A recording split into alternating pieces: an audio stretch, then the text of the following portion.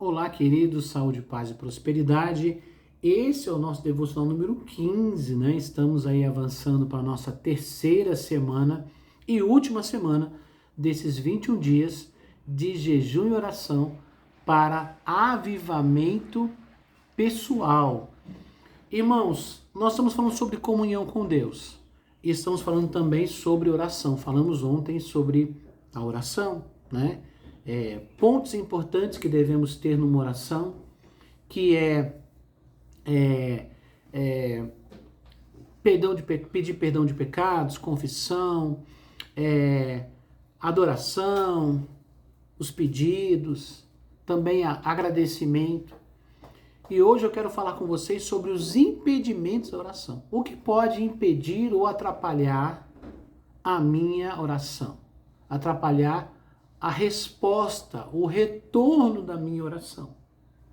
Né? Então, irmãos, nós sabemos que Deus é um Deus de amor. Ele está sempre disposto a ouvir e a responder a nossa oração. Mas já aprendemos aqui também que Deus é santo e que Deus também é justo. Nós sabemos que podem existir algumas coisas que atrapalham a nossa comunhão com Deus e a nossa oração. Então, irmãos, antes de falarmos sobre os impedimentos, vamos entender uma coisa. Primeiro, quando falamos dessa oração, não falamos de uma oração em algum momento, que você está em algum lugar, você faz uma oração rapidamente, Senhor abençoa, tal, que é normal, a gente está fazendo um serviço, dirigindo o carro, enfim. Fazer oração nesses ambientes é bom, também adorar a Deus, fazer orações, tudo bem. Mas nós devemos ter um momento de intimidade, é que Jesus fala, entra no teu quarto, né, fecha a porta. Então, quer dizer, aquele momento particular, separado especificamente para oração. Então, Jesus tinha esse hábito. Em Marcos 1,35 diz que Jesus saía na madrugadinha, né, às vezes de madrugada, no comecinho da madrugada ou de manhãzinha, ele ia para um lugar deserto, um lugar tranquilo para poder orar. Para nada tirar sua atenção. Então, é importante você entender isso, que oração, desse tipo de oração que eu estou falando, com um tempo mais prolongado, para um devocional, é preciso ter um local para oração, tá? Agora, voltando para os impedimentos da oração. Então, primeiro impedimento da oração, que a gente já sabe, mas é bom sempre lembrar, pecado. Nós já lemos em Isaías 59, né? Que o braço do Senhor não está encolhido para que não possa salvar. E o seu ouvido tão surdo que não possa ouvir. Mas ele diz assim, ó, mas as suas maldades separam vocês do seu Deus, e os seus pecados esconderam de vocês o rosto dele. A gente já leu isso aqui. E por isso ele não os ouvirá. Isaías 59, versículos 1 e 2. Como falamos ontem, na confissão. Né? Então o pecado muitas vezes impede a nossa oração. Quando você não tem um sentido de confissão, de arrependimento, de deixar o pecado, que é o processo que já até falamos aqui, a gente pode até orar, mas a oração não flui, não tem resposta, porque existem muitas situações que Deus não pode responder, porque ele está limitado aos princípios da justiça, né?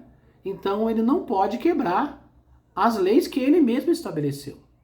Deus é santo, Deus é correto, Deus não tolera o pecado, e as leis que ele estabeleceu nem ele mesmo quebra, porque ele é correto. Então o pecado nos separa de Deus. Então tem que colocar a vida na presença de Deus para ter uma vida de oração. Pastor, mas um pecador, ele não pode orar a Deus? Pode. Mas existem certos níveis de intimidade e de oração que você só vai chegar se você abandonar o pecado na sua vida, se você tiver uma vida diferente na presença de Deus. Qual o outro impedimento para que Deus atenda, impedimentos para a nossa oração? É a incredulidade. Como assim? Tem muita gente que ora, mas ele não está crendo. Pastor, mas a pessoa não está orando? Sim, mas tem gente que ora, repete, mas não sei, acho que não. Às vezes ele fala uma coisa e dentro dele tem muitas dúvidas, né? E Jesus mesmo fala, algumas vezes ele fala assim, se você crer, você verá a glória de Deus. Quando ele está enviando seus discípulos, ele fala assim, os sinais acompanharão aqueles que creem. Em meu nome expulsarão demônios, em meu nome curarão os enfermos. Então, exige fé. Quando começamos os evangelhos, há um relato, né, que nos chama a atenção, é que Jesus vai até a sua cidade, até onde ele foi criado, que é Nazaré. Ele não nasceu em Nazaré, nasceu em Belém. Depois, ele, quando era bebê, ainda fugiu para o Egito, né, para fugir da ira de Herodes, depois voltou e se estabeleceu em Nazaré. Então, Nazaré, ele cresceu ali, trabalhou com José, né, o seu pai terreno, o seu pai postiço, aprendeu a profissão de José. Então, ele era muito conhecido ali. E quando Jesus vai até a sua cidade e começa a pregar e falar de curas, milagres, a Bíblia diz que ele não pôde fazer muitos milagres ali por causa da incredulidade deles.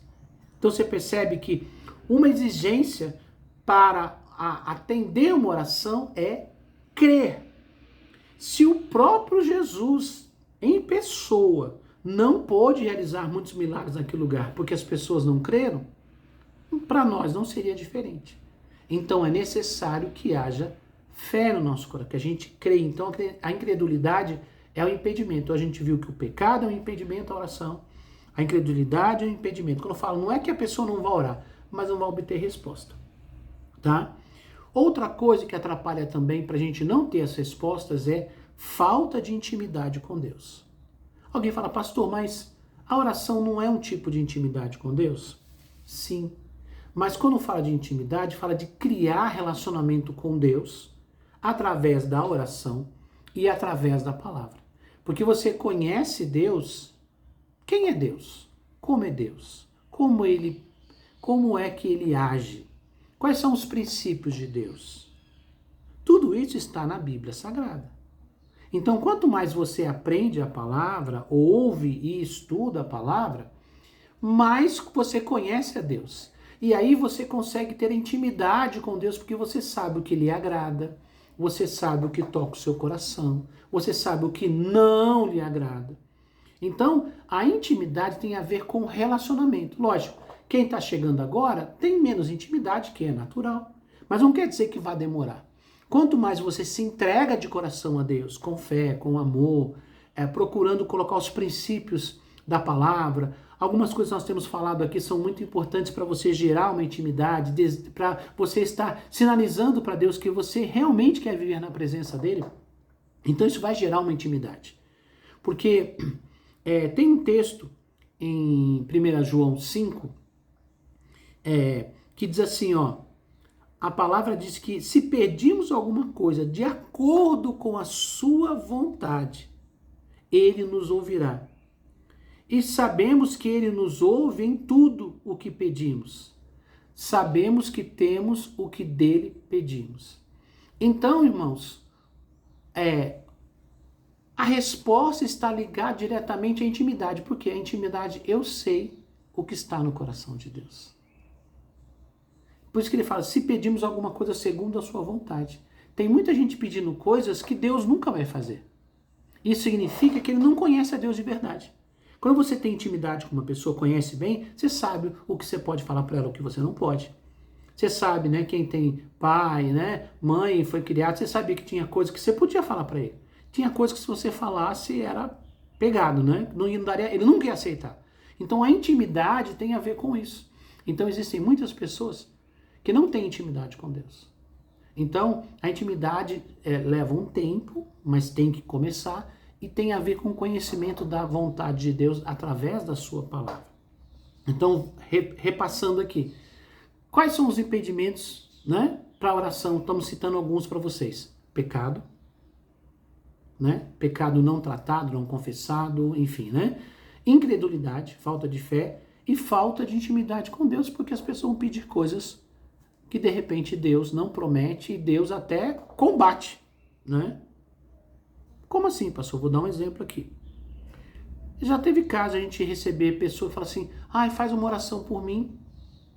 E aí, eu sou apaixonada por uma pessoa, para Deus abençoar, para eu casar com essa pessoa. E a gente, às vezes, quando era mais novo, na inocência, né? Senhor, abençoa, que ela consiga, tal.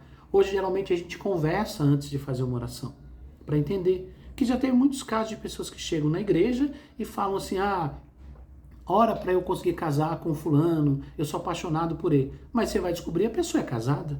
Você acha que Deus vai destruir um casamento para casar uma outra pessoa porque alguém pediu? Claro que não. Entendeu? Nós não trabalhamos desse lado aí. Existe isso aí, mas não é de uma igreja cristã de verdade. Então, irmãos, entendam. Tem muita gente pedindo coisas que Deus, às vezes não são coisas erradas em si, mas Deus, na sua onisciência, sabe que aquilo em algum momento vai trazer mal para a pessoa. Nós já aprendemos aqui que Deus não quer nos causar dano. Então é importante que você entenda os princípios da oração. Tá bom? Eu estou gastando um pouquinho mais de tempo no devocional de hoje, porque isso é muito importante. Tem muita gente que aprende sobre oração, mas não aprende o que impede a oração de fluir.